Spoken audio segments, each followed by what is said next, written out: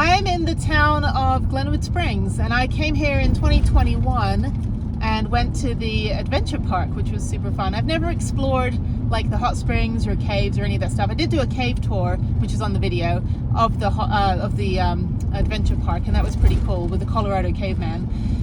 He's pretty crazy, some of the places he's gone that he was showing us on his Instagram. But other than that, I'm just gonna go get gas and then go to the park up. I don't think there's a Planet Fitness around here.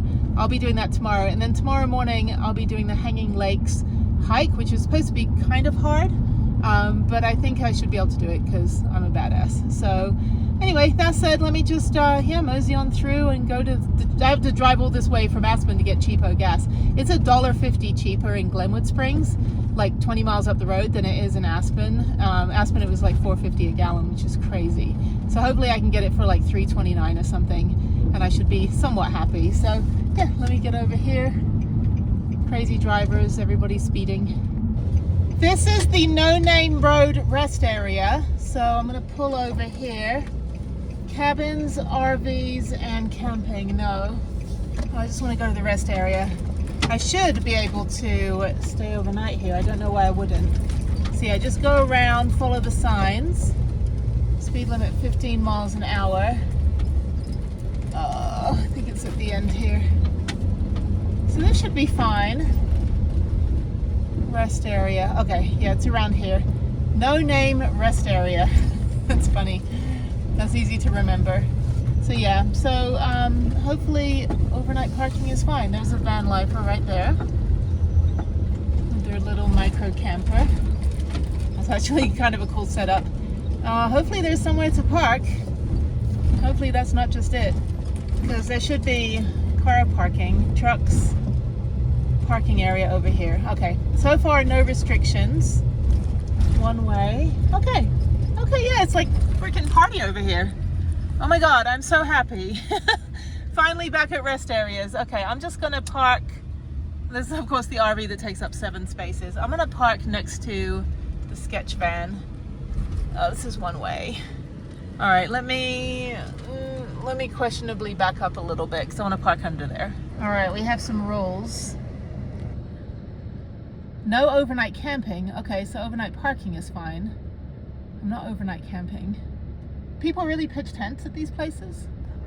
I have no idea. Okay, let me move because I want to be a little bit still in the sun. So let me go park next to this dude over here. I'm so tired. This is my new hat. Check this out. How cute do I look? I look like I'm about to play, like, you know, like when your boss makes you play like baseball with your co-workers. So anyway, okay, so I called the non-emergency line and she's like, yeah, you can park overnight here, no problem. I think I have a good spot. There is a sketchy, dodgy guy next to me. He's got like a nosebleed and he's just laying there in like a pair of shorts with his doors open of his, I'm not gonna look to my right, but he's to my right. And it's like this Chevy Express. So he looks pretty comfortable. It is 91 degrees right now, so I'm parked somewhat a little bit in the shade. I managed to get full power on my power bank just by sitting in the sun at the ski resort. I'm tired, and the big ass RV just moved, so they took up like 6 spaces. They've gone, although the other side that would be great to park on is actually lopsided. So yeah, I called the non-emergency line and I was like, oh yeah, I'm driving, you know, on the I-70, and can I sleep here at the No Names? She's like, yeah, you can stay overnight. Just no camping, like no pitching a tent, I guess. Maybe because of bears. Is that the reason Colorado doesn't allow camping?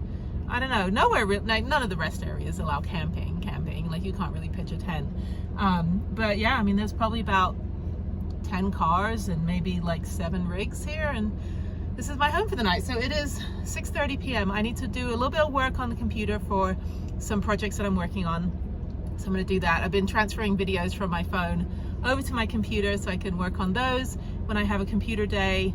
So I basically, sorry, I'm gonna take this stupid hat off. So I've been doing like digital project management for the last like 18 years.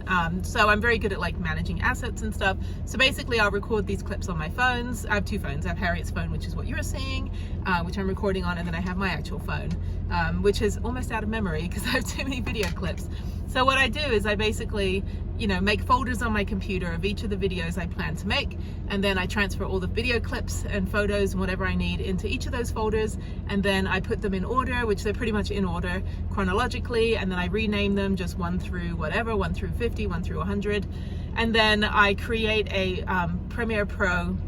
I used to use Final Cut Pro. Premiere Pro is fine for me, so I use Premiere Pro, Adobe Creative Suite, to create the project file, and then when I'm ready to create the videos, I'll just drag everything or import everything in to the project file, and then just go ahead and just tighten up the video and add the music from epidemicsound.com, which I use for everything. So yeah, and then I export it and then upload it to YouTube, and then I create a thumbnail. So it's my thumbnail. I don't know. It's just me going like, you know, whatever stupid expression I have on my face. But yeah, I mean, and so for every, I mean, I've watched YouTubers that are like, yeah, it takes, you know, 14 hours to edit a video. And it's like, for me in my world, because I've been doing project management for a long time and creating like websites and I built, I don't know, over 400 websites and tons of different advertising campaigns, that I'm constantly thinking like, there is production value to this, believe it or not. But I am thinking like, okay, as I'm filming, what story am I telling, or what's this episode going to be on? So that way, when I edit the videos, all I'm doing is cutting out the dead air at the beginning, or the you know, bits where I'm kind of mumbling my words or like can't get the words out, which happens a lot, where I just like, I'm thinking too like quicker than I'm speaking, and then all I do is kind of tighten it up, and then I do some transitions.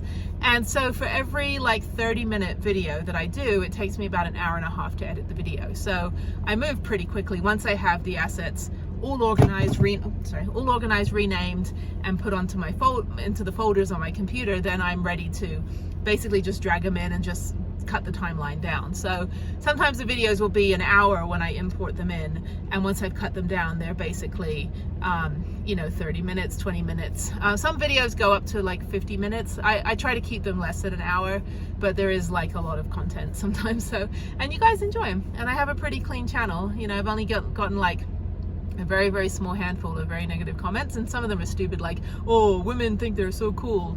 I'm like, that's great, incel, like, stay off my channel.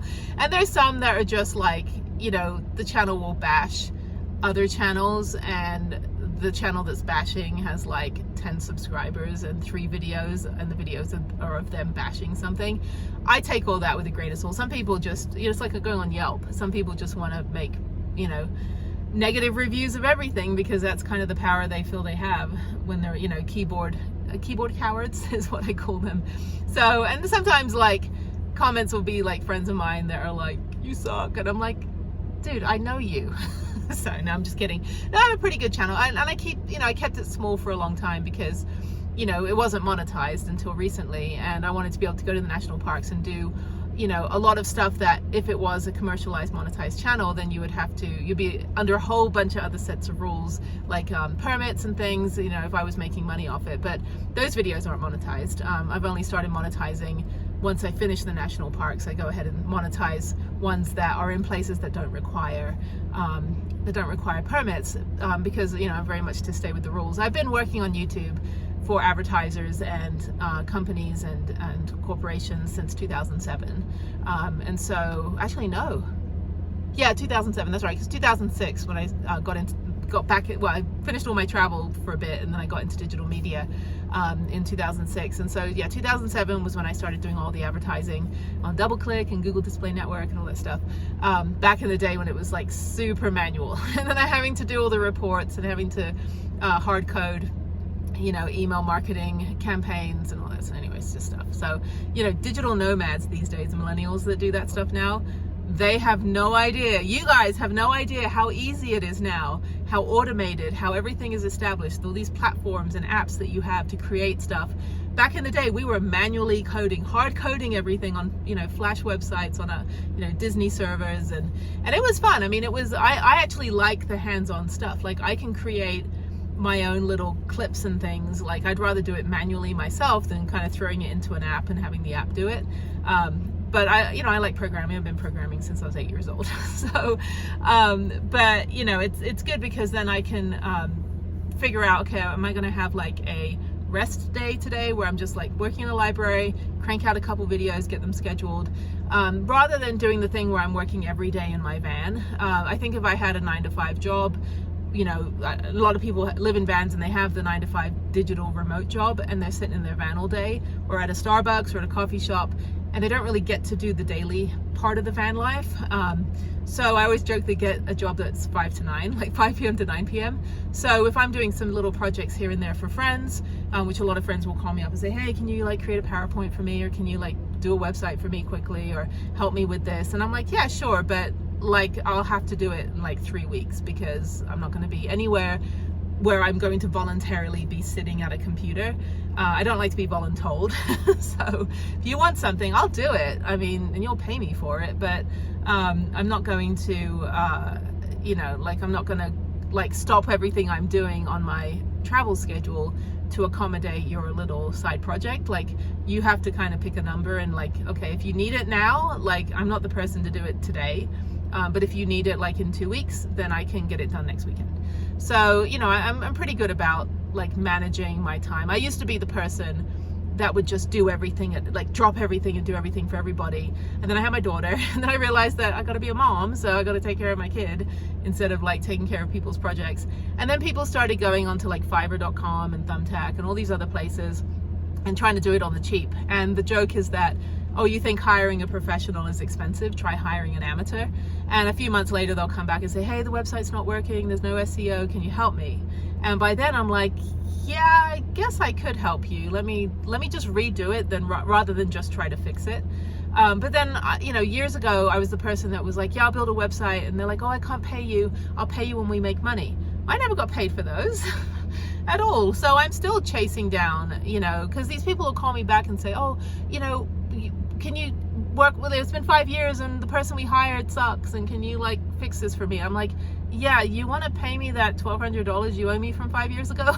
Like maybe like, you know, get up there with your balances before you ask me to do more work for free. I don't ever do work where I get like stock options or, you know, become a partner in the company. You know, I've been offered everything. Like, you know, we'll pay for, you know, things like, although I will build websites for plane tickets. Like if you want to give me a plane ticket somewhere, I will build you a website. Like I can do it in 3 days. You'll have a website. I'll show you how to manage it, and you can buy me a plane ticket. That's fine. Bartering is fine. I'm happy with that, but not the whole like, can you work for free and we'll pay you when we make money? It's like, no. Then you can go on Fiverr.com and go hire somebody to do it wrong, and then come back to me later and I'll fix it for you for a minimal to marginal to expensive cost. Anyway, yeah, the other joke is that if you want it, there's like 3 options. If you want it, oh, I gotta find, I'll put it on the screen if I can find it, but it's like if you want it fast, cheap, and good, you can have it fast and cheap, but it won't be good. You could have it fast and good, but it won't be cheap. And you could have it cheap and good, but it won't be fast. Or something. There was, yeah, something I saw in some cafe somewhere, and I'm like, that's pretty much it. So anyway, okay, so I'm here at the rest area, so that's refreshing. I do make sure that I call the non-emergency line if there is a sign, because I interpret the signs differently than how the person that made the sign interprets it. And so even if there are other people here, iOverlander is a prime example of just like people just trying to get away with it, and they luck out, nobody gives them the knock, they're fine, and then they put a message like, oh yeah, it was fine to stay here. But like in Aspen, as you saw in the Aspen episode, you know, I get to these rest areas and I'm like, okay, these trailheads and everything says no overnight camping, but on iOverlander a month ago it said it was fine. Actually 3 weeks ago it said it was fine. So I'm not going to park anywhere that says no overnight parking, but no overnight camping seems to only be about like pitching a tent. But obviously we're allowed, especially on the I-70, which is 7th level of hell, we are allowed to sleep overnight here, because you do not want to drive the I-70 in either direction, either to Grand Junction that way behind me or to Denver the other way, with any amount of fatigue, because it's knuckle crunching. You have to be on your toes on this road. It's like the Daytona 500 at 12,000 feet and it terrifies me, but I'm glad I bypassed it by going down to Buena Vista and up into Aspen and up into Glenwood Springs. And after I'm done with Glenwood Springs tomorrow, I go into I'm just waving my arms around, I go into Grand Junction, finally take a shower at Planet Fitness, and then head up into Layton, Salt Lake City. So I've got a long driving day tomorrow, but I've just got one 6-mile hike in the morning to to Hanging Lake, which I really want to do. Hopefully the rain will stay off, and then yeah, just get on the road. And it's a long driving day tomorrow, so a lot of audio books. And I listened to a YouTube channel. It's Joshua in London, I think, is the Japanese channel, and Joshua in Japan, I think, is the English channel. But it's just this English guy, like ethnically English, I guess, I don't know. But he was born and raised in Hokkaido, and his first language is Japanese. And so it's interesting because he'll just have chats with other foreigners, other Japanese born foreigners, I guess. I don't know. I lived in Japan for 4 years. I mean, I guess everybody's a gaijin. Gaijin is like, there's Nihonjin and gaijin. So no matter whether you were born and raised in Japan as a non-ethnically Japanese person, you're just considered a gaijin, even if Japanese is your first language and you are a Japanese citizen.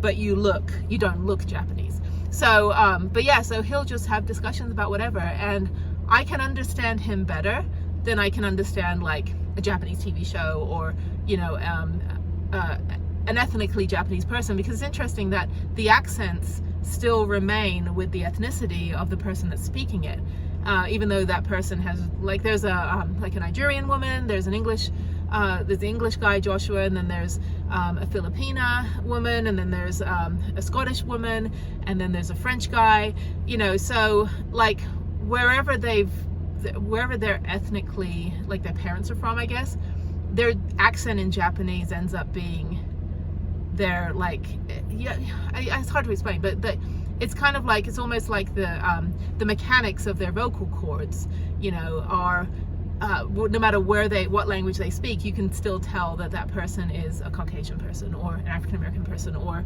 an, you know, Asian person. It's really kind of fascinating because I lived there for 4 years. I speak Japanese, but I speak like redneck Japanese because I lived in the north, and I speak Japanese with a half Japanese, half British American accent, but it's understandable. But you could also tell that I'm not, if you just listened to my Japanese, I'm obviously not an ethnically Japanese person.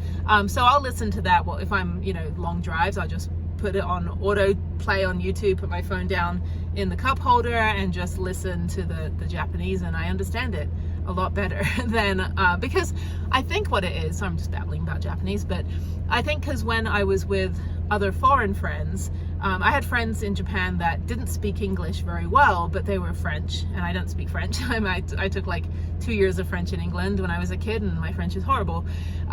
Clearly, when I went to France and tried to speak French, they just told me to shut up. They're like, stop having our language come out of your face. But like, it's easier for us to speak Japanese to each other because I don't speak French very well or at all, and he doesn't speak English very well, so we would just speak Japanese. And so his Japanese accent had a little bit of tinge of French, and mine had a tinge of British American.